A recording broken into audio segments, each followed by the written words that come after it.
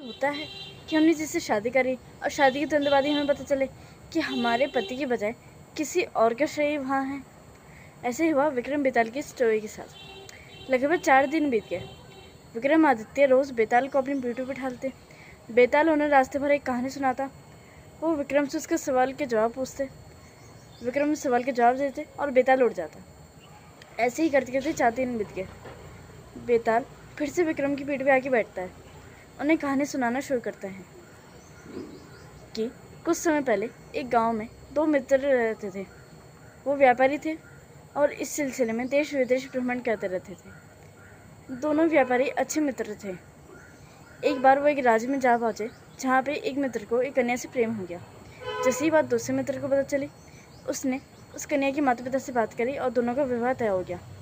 उस कन्या के पिताजी को ऐसे तो कोई आपत्ति नहीं थी, लेकिन उनकी शर्त थी कि उनकी बेटी माता जी की बहुत बड़ी भक्त है, तो जिस भी घर में रहेगी वहाँ पर माता जी का एक मंदिर होना चाहिए ताकि उनकी बेटी रोज़ माता जी की पूजा कर सके। उनके होने वाले दामाद ने उनकी बात स्वीकार ली।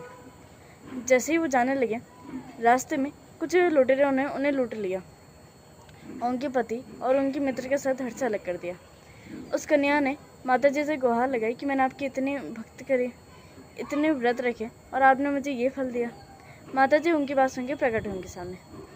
माता जी ने उन्हें आशीर्वाद देते कहा कि आप अपने मित्र और पति का सर उनकी धड़ से और जोड़ दो, मैं उनमें दोबारा प्राण जागृत होंगी। उस कन्या ने ऐसे ही करा, लेकिन जल्दी जल्दी में उसने अपने पति का सर अपने मित्र के शरीर से जोड़ दिया और उसके मित्र का शरीर अपने पति के शरीर से जोड़ दिया, जिसकी वजह से दोनों में प्राण तो आ गए, लेकिन अब मित्र के शरीर में पति का धड़ लगा था और पति के शरीर में मित्र का धड़। इतनी कहानी सुनाने के बाद बेताल विक्रम से पूछता है कि बताओ विक्रम, अब उन दोनों में से कौन सा उस कन्या का असली पति होगा। विक्रम बड़ी चालाकी से जवाब देता है कि ये पंच तत्व का शरीर है जो एक न एक दिन मिट जाना है।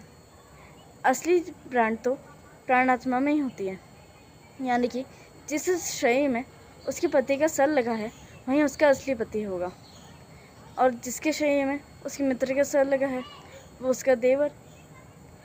इतनी बात सुन के बेताल फिर से विक्रम की तारीफ करता है, उसकी चतुराई की वाहवाही कहता है और वापस पेड़ पे जाके बैठ जाता है। जो स्टोरी मुझे पता चली वो मैंने आपको बताई। अगर आपको कोई अलग स्टोरी बताए तो भैया मुझे कमेंट कर सकते हैं।